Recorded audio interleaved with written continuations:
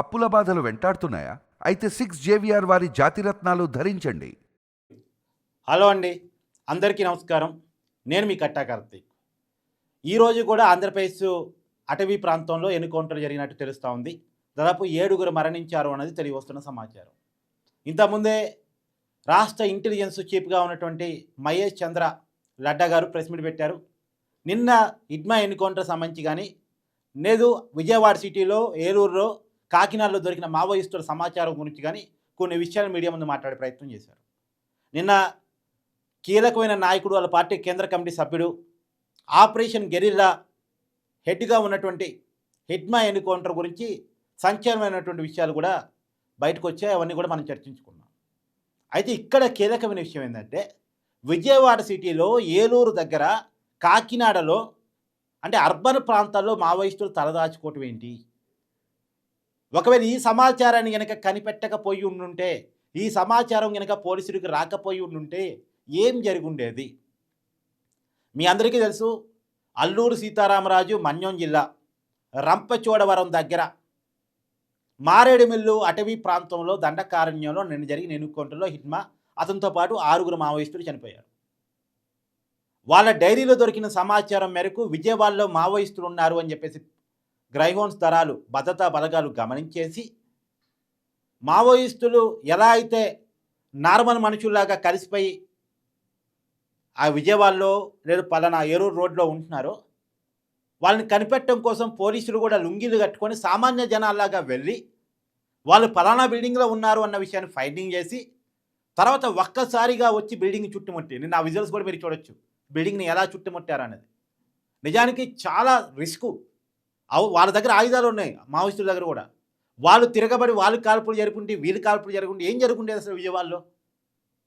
ఒకవేళ ఈ సమాచారం తెలవదు అనుకోండి, ఎగ్జాంపుల్ హిడ్మా ఎన్కౌంటర్ జరిగింది, వీళ్ళు విజయవాడ సిటీలో ఉన్న ఇన్ఫర్మేషన్ పోలీసులకు తెరవలేదు అనుకోండి, ఎగ్జాంపుల్ ఆ డైరీ చూడటం వల్ల తెలిసింది కానీ తెలియలేదు అనుకోండి. హిడ్మా ఎన్కౌంటర్కి నిరసనగా తమ ఉనికి కోసం విజయవాడ సిటీలో మావోయిస్టులు ఎలా విధ్వంసాన్ని క్రియేట్ చేసి ఉండుంటే, ఏలూరులో కానీ కాకినాడలో కానీ ఒకరిద్దరు కాదు కదా, 50 మంది దాకా అంటున్నారు పట్టుకున్న వాళ్ళు. 50 మంది ఉన్నారు అంటే ఎక్కడో చోట ఏదో ఒక విధ్వంసాన్ని క్రియేట్ చేసి ఉంటే ఏంటి పరిస్థితి? జనాల మధ్యలో ఒక అర్బన్ ప్రాంతంలో, అంటే సహజంగా ఏంటంటే ఒక నమ్మకం, వాళ్ళు సామాన్య జనాన్ని టార్గెట్ చేయరు, సామాన్య జనాన్ని ఏమి చేయరు అనే ఒక నమ్మకం తప్ప. కానీ ఇప్పుడు తప్పని పరిస్థితుల్లో ఛత్తీస్గఢ్లో ఉండలేని పరిస్థితి. ఇలా ఇంటెలిజెన్స్ చీఫ్ కూడా చెప్తున్నారు, మహేష్ చంద్ర లడ్డా గారు. ఛత్తీస్గఢ్లో ఉండలేక ఆపరేషన్ కాగారు దెబ్బకి ఖాళీ చేసి మనకాడ, ఒడిశాలో, తెలంగాణలో ఇట్లా వివిధ ప్రాంతాల్లో కొంత తలదాచుకునే ప్రయత్నం చేస్తున్నారు. అందులో భాగంగానే అర్బన్ ప్రాంతాలకు చేరుకొని వాళ్ళ సానుభూతి పరులు ఇచ్చినటువంటి షెల్టర్స్లో ఉంటున్నారు. కొంతమంది విదేశాలకు కూడా వెళ్ళారు అనేది ఇప్పుడు తెలియ వస్తున్న సమాచారం. అయితే సరే, అర్బన్ ప్రాంతాల్లోకి ఒకసారి వచ్చిన తర్వాత వాళ్ళు ఏ పరిస్థితుల్లో అర్బన్ ప్రాంతాలకు వచ్చారో వాళ్ళకి ఐడియా ఉంటుందిగా. ఎన్కౌంటర్ చేస్తుంటే, లేదు లొంగిపోమని చెప్పేసి బలవంతం చేస్తుంటే, బయట అడవుల్లో ఉండలేక బయటకు వచ్చారు అనేది అర్థమైన తర్వాత బయటకు వచ్చి ఏదో ఒకటి చేయాలని చూస్తారుగా, తమ ఉనికిని చాటుకోవాలని చేస్తారుగా. ఇక మావోయిస్టులు లేరు అనేటువంటి పదం నుంచి మావోయిస్టులో మేము ఉన్నాం అని వాళ్ళ ఉనికి చాటుకోవడానికి ఏదైనా ఒక నాయకుని టార్గెట్ చేస్తే, లేదన్నా ఒక ఏరియాని టార్గెట్ చేసి ఏదైనా చేస్తే, కాబట్టి ఒక రకంగా నిన్న మనం వాళ్ళని అదుపులో తీసుకోవడం అనేది ఒక మంచి పరిణామం. ఎలాంటి విధ్వంసం విజయవాడలో జరగకుండా ముందే, ఎందుకంటే ఇప్పుడిప్పుడే రాష్ట్రానికి పెట్టుబడిదారులు వస్తున్నారు. మన వైజాగ్లో సిఐఏ సమ్మిట్లో దాదాపు పెద్ద ఎత్తున పెట్టుబడులు కుదిరాయి ప్రభుత్వంతో, ఎంఓయూలు కుదిరాయి. 13.5 లక్షల కోట్ల పెట్టుబడులు కుదిరాయి. 16 లక్షల మందికి ఉద్యోగాలు వచ్చే విధంగా ఒప్పందాలు కుదిరాయి. ఒక పక్కన అమరావతి జనవరి నుంచి క్వాంటమ్ కంప్యూటర్కి రెడీ అవుతుంది. క్వాంటమ్ కంప్యూటర్ అంటే ఇక అమరావతి, ప్రపంచం అంతా అమరావతి వైపు చూడాలి. ఆ పరిస్థితిలో మనం ఉన్నాం. అమరావతికి పక్కనే ఉన్న విజయవాడలో ఏదైనా విధ్వంసం జరిగింది అంటే అది అమరావతి నగర నిర్మాణానికి నష్టం జరిగింది. అమరావతి అనేది చాలా సేఫెస్ట్ సిటీ అని చెప్పి ప్రపంచ బ్యాంకు నిధులిస్తుంది, ఏషియన్ బ్యాంకు నిధులిస్తుంది. ఇలాంటి పరిస్థితుల్లో పెట్టుబడులు వస్తున్నాయి, అప్పులు పుడుతున్నాయి, నగరం నిర్మాణం జరుగుతుంది, అభివృద్ధి దిశగా దూసుకెళ్తున్నాం అనుకుంటున్న సమయంలో కనుక ఇది మావోయిస్టు ప్రాబల్య ప్రాంతంగా కనుక ముద్ర పడితే చాలా నష్టం జరిగింది. కానీ నిన్న చాలా తెలివిగా, చాలా పకడ్బందీగా పోలీసులు మొత్తంగా మావోయిస్టుని అదుపులో తీసుకున్నారు. పోలీసులు ఎన్నికౌంటర్ చేసిన ఇడ్మా మీద కూడా 2012 నుంచి చాలా నేరాభియోగాలు ఉన్నాయి. అతని మీద 1,80,00,000 రివార్డు ఉందంట. 1,80,00,000 రివార్డు. అతను 2012-13లో ఒకసారి, తర్వాత 2021లో మరొకసారి, మొత్తంగా 3 సార్లట. మొత్తంగా 3 సార్లు దాదాపు 100కు పైగా పోలీసులను, సాయుధ బలగాలకు సంబంధించిన వ్యక్తులను టార్గెట్ చేసి చంపించాడు ఎన్కౌంటర్ ద్వారా. 2012-13లో ఒక్కసారిగా 30 మంది అని చెప్తున్నారు, మరి కరెక్ట్గా లెక్క తెలియదు. 30 మంది ఇతను చేసిన ఎన్కౌంటర్ వల్ల చనిపోయారు అనేటువంటిది. దాదాపు 100కు పైగా ఉన్నటువంటి సాయుధ బలగాలను ఒక్కసారిగా టార్గెట్ చేసి ఎన్కౌంటర్ చేశాడు అనేది కూడా ఇతని మీద ఉన్న అభియోగం. ఇతను పట్టిస్తే 1,80,00,000 రివార్డు ఉంది. ఇతని మీద చాలా పెద్ద క్రిమినల్ బ్యాక్గ్రౌండ్ ఉంది. పీపుల్స్ గెరిల్లా ఆపరేషన్స్ చాలా పకడ్బందీగా చేస్తాడట ఇడ్మా.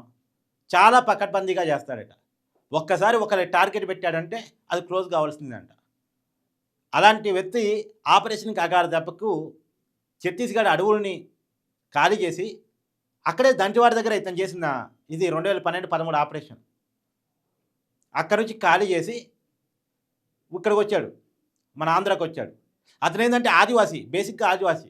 వాళ్ళు చాలా ఈజీగా కలిసిపోతాడు. వాళ్ళని ఇన్ఫార్మల్గా మార్చుకుంటాడు. వాళ్ళ నుంచి సమాచారం తెప్పించుకుంటాడు. వెంటనే ప్లానింగ్ చేసి ఆపరేషన్ చేస్తాడు. మళ్ళీ ఇతను చదువుకుంది 7వ తరగతి. ఇడ్మా చదువుకుంది 7వ తరగతి. 7వ తరగతి చదువుకున్నాడు. కానీ చాలామందికి ట్రైనింగ్ ఇచ్చాడు. చాలామంది మావోయిస్టులను తయారు చేశాడు. పీపుల్స్ గెరిల్లా ఆర్మీకి చీఫ్గా పనిచేశాడు. మావోయిస్టులో టాప్ 10 మెంబర్స్లో ఒకళ్ళు, కేంద్ర కమిటీ సభ్యుడు అని చెప్తున్నారు, టాప్ 10 లీడర్స్లో ఒకళ్ళు. అలాంటి వ్యక్తి నిన్న ఆంధ్రాలో ఎన్కౌంటర్ చేపట్టాడు. ఆ ఎన్కౌంటర్ చేసిన క్రమంలోనే అతనికి సెక్యూరిటీగా ఉండేవాళ్ళే. మళ్ళీ నిన్న విజయవాడ దొరికింది ఎవరు? ఈ హిడ్మాకి సెక్యూరిటీగా ఉండేవాళ్ళే దొరికారు. మరి హిడ్మాకి సెక్యూరిటీగా ఉన్నారు, దేవాజీకి సెక్యూరిటీగా ఉండేవాళ్ళని కూడా అంటారు. దేవోజీకి సరే, ఇలా హిడ్మా అలియా సంతోష్ అంటే వీళ్ళు పేర్లు మార్చుకుంటూ ఉంటారు. హిడ్మా అనేది రియల్ పేరు కాదు.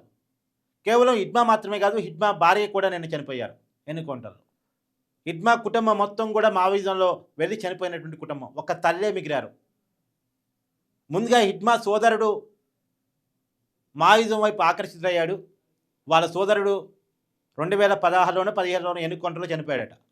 అప్పట్లో వాళ్ళ సోదరుడి పేరు మీద సొంతూరు స్తూపం కూడా నిర్మించాడట హిడ్మా. ఆ స్తూపాన్ని భద్రతా బలగాలు కూల్చేశాయి. ఆ కోపం బాగా ఉంది. అందుకని భద్రతా బలగాలని ఎక్కడ కనపడ్డా పోలీసు కాకి చొక్కాలని ఎన్కౌంటర్ చేసి చంపడం ఇతను చేస్తూ ఉంటాడు. అదే కసిని పోలీసులు కూడా పెట్టుకున్నారు హిడ్మా మీద. చాలా పకడ్బందీ ఆపరేషన్స్ కొన్ని సంవత్సరాలుగా హిడ్మా కోసం నడుస్తూ ఉన్నాయి. కానీ ఇన్ని సంవత్సరాలు పట్టింది హిడ్మాని ఎన్కౌంటర్ చేయడానికి. సహజంగా తప్పించుకుంటే తనని వేటాడినోని అసలు వదలడట. నిన్న కనుక తప్పించుకొని ఉండుంటే తనని ఎవరైతే వేటాడారో వాడిని వదిలేవాడు కాదు అని కూడా అంటారు.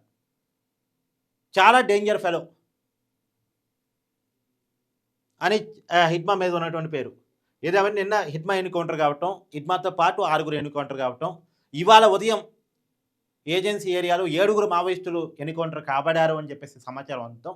విజయవాడ సిటీలో, ఏలూరు మరియు కాకినాడలో మొత్తంగా 50 మంది మావోయిస్టులు దొరకటం, వాళ్ళ దగ్గర ఆయుధాలు కూడా దొరకటం అనేది ఏదైతే ఉందో, ఆయుధ బండాగారం దొరకటం, ఆయుధం కాదు ఆయుధ బండాగారం దొరకటం నిజంగా కూడా కొంత ఆంధ్రప్రదేశ్లో మావోయిస్టులు పాగా వేశారు అనేది మాత్రం చాలా క్లియర్గా అర్థమవుతా ఉంది. సరే, వాళ్ళు ఫైండింగ్ చేశారు, పట్టుకున్నారు మొత్తానికి. కానీ ఏ ప్రమాదం జరగకముందు జరిగింది. కానీ ఒకవేళ జరుగుంటే ఒక భయంకరమైనటువంటి దృశ్యాన్ని మనం చూసి ఉండేవాళ్ళం.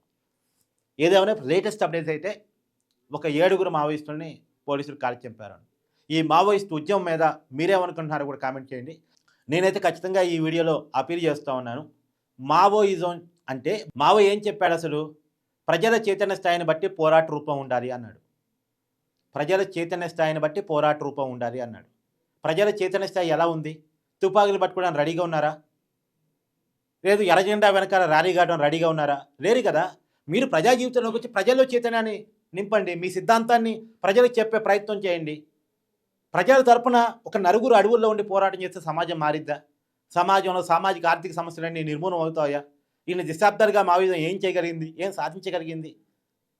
ప్రజలందరి తరపున ఒక నలుగురు తుపాకులు పట్టుకొని సాధించేదేంది? సాధించగలిగేదేంటి? ఒకప్పుడు ప్రజలు మావోయిస్టులకి ఎవరైనా చనిపోయారంటే బాధపడేవాళ్ళు. కానీ ఇవాళ ఆ బాధ కూడా లేదు సమాజంలో. వాళ్ళ పనుల్లో వాళ్ళు ఉన్నారు. సమాజానికి దూరం అయిపోయారు. ప్రజలకి దూరం అయిపోయారు. ప్రజాస్వామ్యానికి మావోయిస్టులు దూరం అయిపోయారు. మీరు కావాల్సిందల్లా మీలాంటి మెరికల్ లాంటి కార్యకర్తలు, డబ్బు కోసం కాకుండా ప్రజల కోసం పనిచేసే కెపాసిటీ ఉన్న కార్యకర్తలు ఖచ్చితంగా గ్రౌండ్‌లో ఉండాలి. ప్రజాస్వామికంగా ప్రయత్నం చేయాలి. ప్రజాస్వామికంగా పనిచేయాలి. ప్రజాస్వామ్య పద్ధతిలో మీరు నాయకులు కావాలి. ఇప్పుడు మేము కూడా బాధపడతా ఉంటాం. రాజకీయాలు డబ్బుమయమైపోయినాయి. డబ్బులు పెట్టగలిగిన వాళ్ళే రాజకీయాల్లో ఉంటున్నారు అని మేము కూడా బాధపడతా ఉంటాం.